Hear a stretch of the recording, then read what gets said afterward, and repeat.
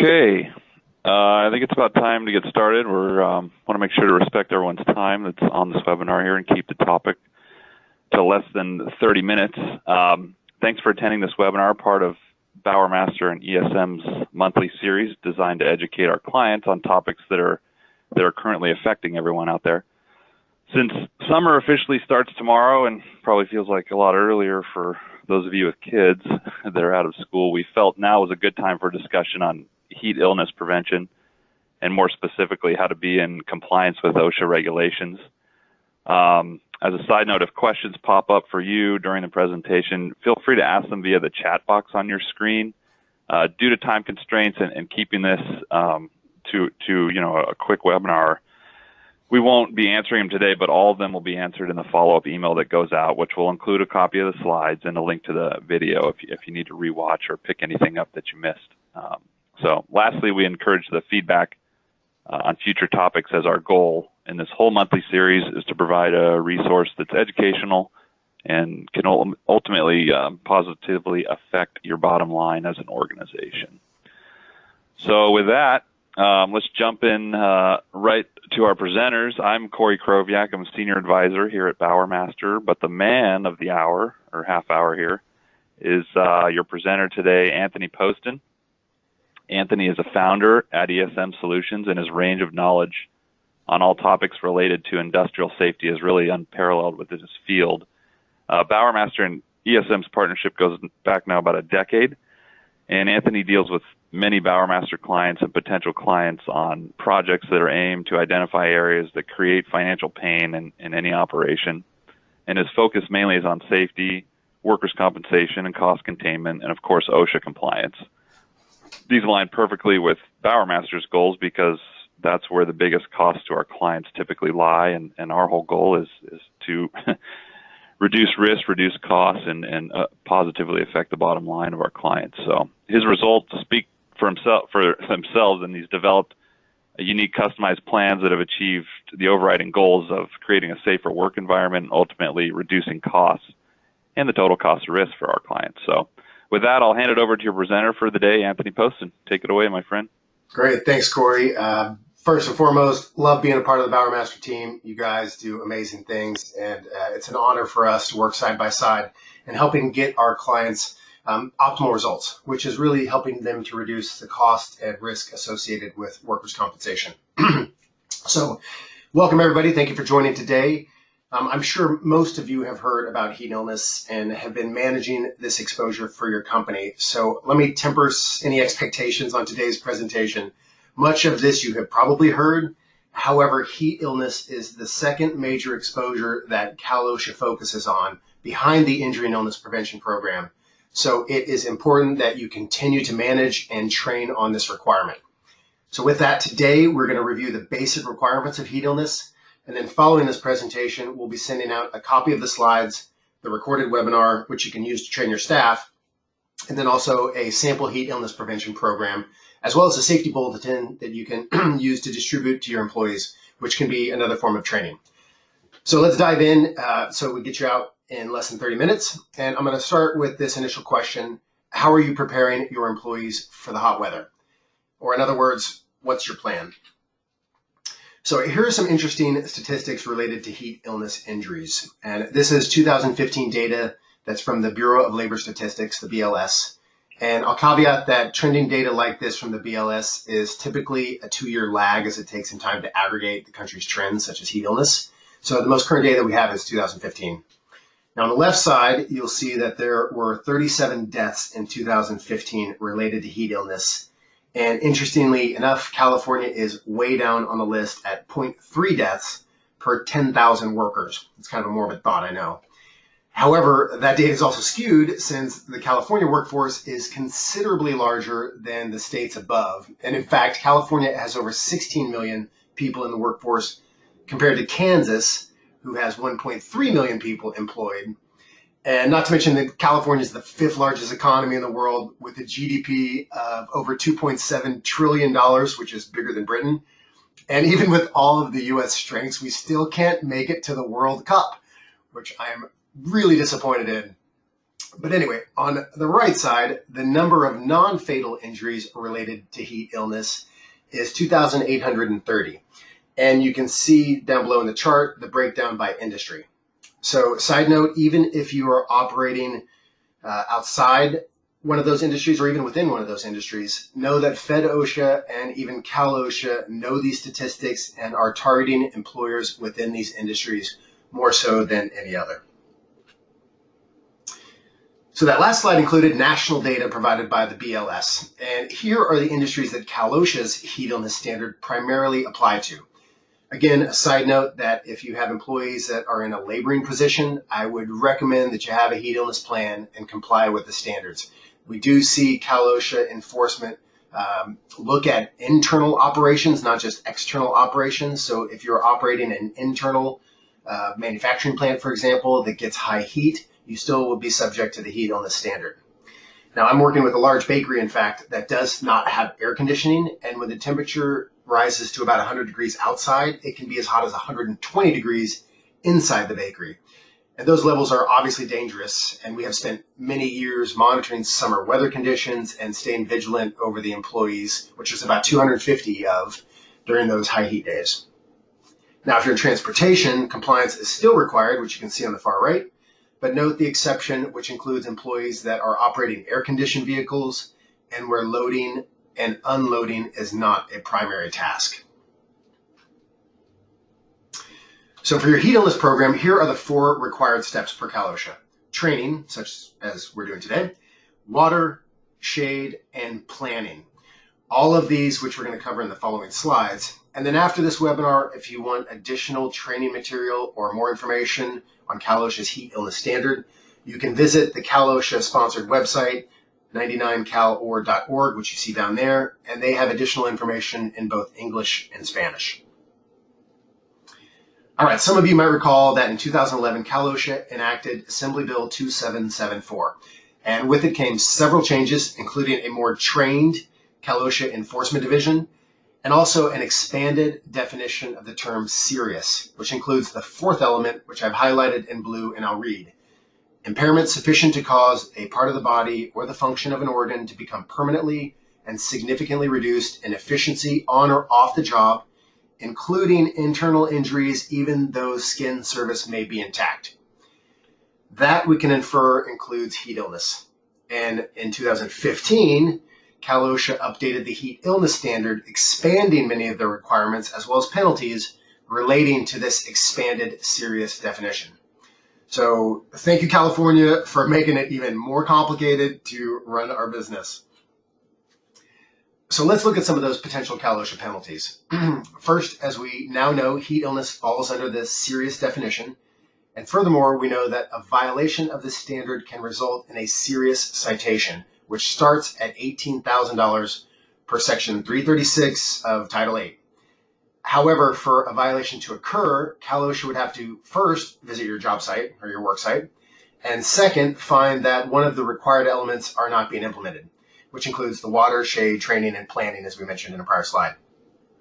Now, if you missed February's webinar, OSHA's Here Now What?, be sure to go back and review it as we discussed the reasons why an enforcement officer would visit your site and steps you can mitigate on their findings as well as potential citations. Now, on the right side, this is the more serious citation, which is called an OPU, Order Prohibiting Use. And this citation would accompany the serious citation, remember $18,000, and would also include what's behind door number 3, a shutdown of your operation.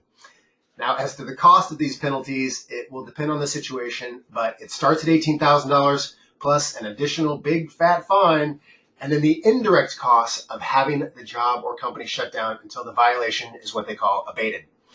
And remember, your workers' compensation insurance does not cover civil penalties, so this one would come straight from your bank account. Note that this penalty would most likely fall on high heat days, and we're going to discuss those requirements in an upcoming slide. Okay, these next few slides, I'm going to briefly touch on the 4 elements required to comply with the standard. First and foremost, water. Water is critical to life, and it must be potable, and employees must not have to pay for it. You also must maintain significant quantities for all employees continuously through the shift. And on the specific rules, what you must provide is at least 1 quart per employee per hour for their entire shift. Now, we cover more specific information about water requirements in our heat illness prevention plan that we're going to be sharing with you after this presentation. So if you're taking notes, know that you're going to get all of this information and you can review it. And then again, if you have any questions, feel free to reach out to us and we'll help resolve those. All right, shade. Now, this can be an easy solution for some employers, but in agriculture and in landscaping, it can be challenging as the workforce is dispersed across a pretty large area. So regardless, you're going to want to provide the following to be in compliance. And most importantly, you must provide enough shade to accommodate all employees during a shift. So a small umbrella stand for a crew of 20 is probably not going to cut it. You're going to also need to provide shade when the temperature goes above 80 degrees. And I'm just going to make a general recommendation, as I have some employers that kind of try to overcomplicate some of these standards. If it's around 80 degrees and your team is exposed, just create a standard operating procedure that you're going to provide shade and water, and then you don't have to worry if the temperature is 75 or 95. However, when high heat does arise, I would definitely recommend a morning tailgate and constant vigilance over employees during those days. And we're going to talk more about that momentarily. All right, that leads me to acclimatization. And I live here in San Francisco, and for our construction clients that work here in the city, they are not worried so much about the heat versus employers that probably work in Riverside or in Sacramento, where 100+ days are really common. And one of the things to be cognizant about is new employees as well as their prior working conditions. So if you take a San Francisco journeyman and you put them in Bakersfield or in Riverside, on a high heat day, their potties could potentially fail because they're going to become exposed to heat illness. So for these employees, you're going to want to monitor them closely for the first 2 weeks, perhaps a buddy system until they've adjusted. And as you can see here, most people acclimatize within 2 weeks when working an average of 2 hours per day in the heat. Now, this is not exact science. It's a general guideline. But again, keep a watchful eye on new employees that might not be accustomed to your specific working conditions. All right, I mentioned high heat a few times, and let's talk about that. This is one of Cal OSHA's 2015 updates to their standard. And here's just a quick synopsis of the requirements. High heat refers to days when the temperature is 95 degrees Fahrenheit or higher. And on these days, employers must do the following.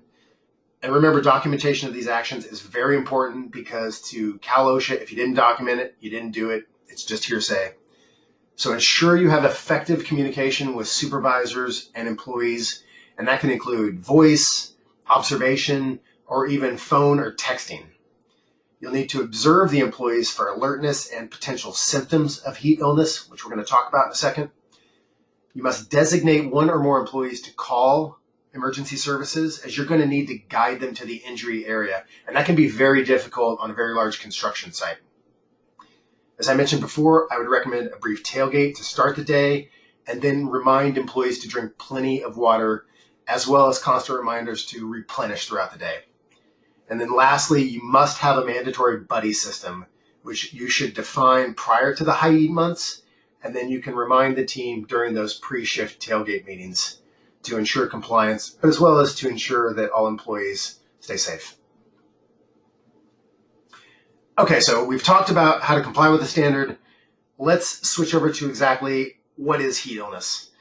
And basically, the body is just not capable of coping with the heat load that's stressing it.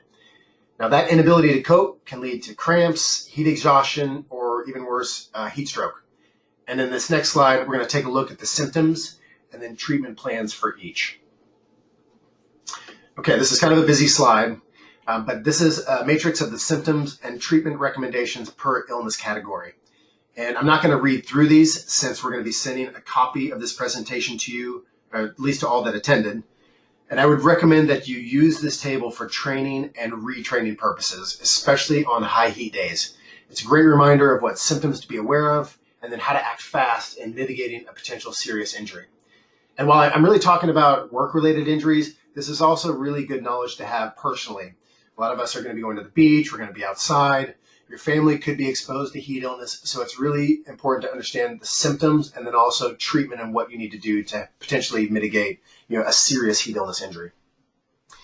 And as a reminder, if you do have a heat illness injury and an ambulance is called, that is categorized by Cal OSHA as a serious, as we talked about before.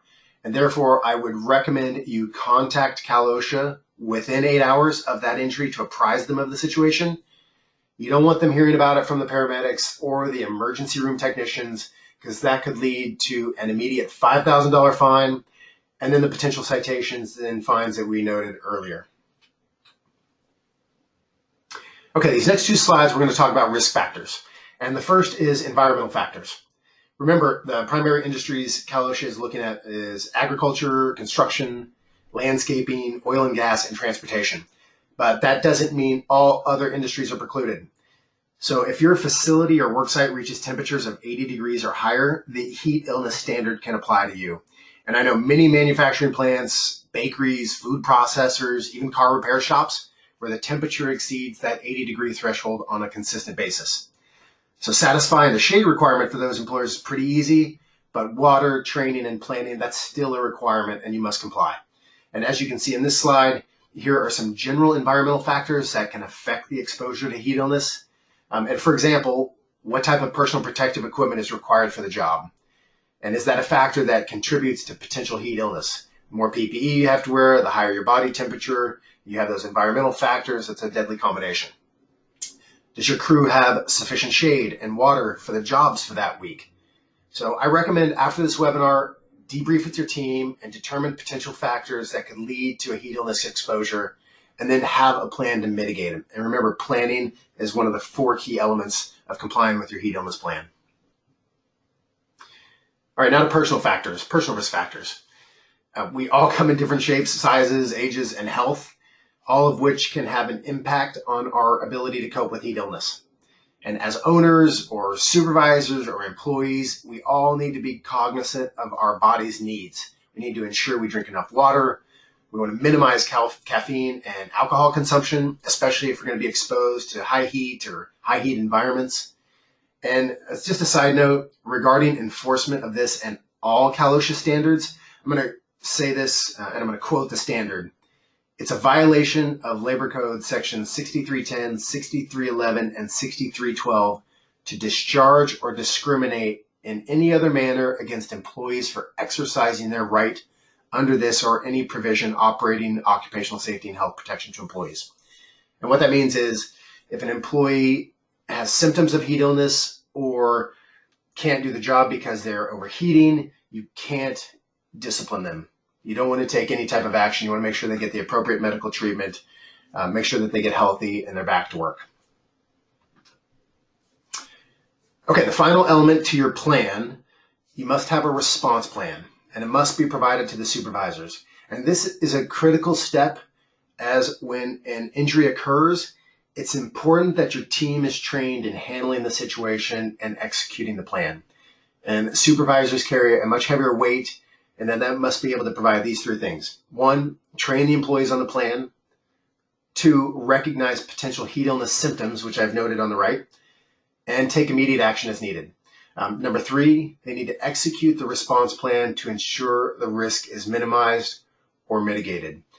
And for those employees that are showing signs of heat illness, you want to make sure they get immediate assistance, and you want to monitor them continuously until those symptoms subside or emergency medical services arrive. All right, this is my last slide before I turn it back over to Corey. This is a bit of a shorter presentation today because I want to get you the material so you can implement the plan and provide the training. As I mentioned, we're going to be sending a copy of this presentation along with the sample heat illness prevention plan, which you can see the table of contents on the right side. You'll also have access to this recorded webinar, which we're going to convert into a video and host it on the Bowermaster website. And I recommend that you use it for supervisor training. So your assignment after this webinar is as follows. 1, you want to review the heat illness policy and customize it to match your company's exposures and plan. 2, you want to train the supervisors on the plan and have them train their subordinates. Remember, signatures on a training form are required to show proof of compliance. If you didn't document it, you didn't do it. 3, you want to implement the plan, which includes providing training, water, shade, communication, and so forth. And then number 4, you want to monitor the weather, and on high heat days, you want to take extra precaution and provide additional training, vigilance, and you want to comply with the high heat requirements that we noted before. All right, Corey, that is enough for me. I'm going to throw it back to you to close out. Okay. Thank you, Anthony. Short and sweet. We always appreciate your candor and approach and expertise. I just want to reiterate how important this topic is, especially in the upcoming months when the clouds go away and the sun really shines out there on your workforces that are out in the open. We at Bowermaster kind of realize this, and as your client, we want to give you the tools to be in compliance and ensure that your workers are safe. And so we designed this, and Anthony designed this to be kind of an all-in-one stop. It's right there. He has simple action items, and it'll put you in compliance and give your workers the safest environment that they can possibly have. And our goal as your broker is to limit your exposure and your costs related to risk. So implementing this type of plan will do all of that. So we thank you again for coming. Hope some of you were able to join us yesterday at our in-person seminar discussing independent contractors and marijuana in the workplace, among other topics. So going on to next month's webinar topic, it's on managing seasonal and temporary employees. You can see it right there on the screen. If you'd like to register, go ahead now. There'll also be emails that go out as per usual that we've been doing every month. So you can register that way or forward on to other people in your organization that this would apply to. So as you can see, the topic on this will be pretty straightforward again, but something that definitely you're going to want to get some updated information with some of the changes in the California law that have come down. This will be something that's really valuable. And again, we'll make it quick and easy, and we'll give you some action items and some useful resources. So again, thank you all for coming, and we look forward to seeing you on the next one. And please call Bowermaster, call your agent if you have any questions regarding any of this or any other thing that have popped in your mind regarding your risk, and we'll be happy to take care of it for you. Thanks again.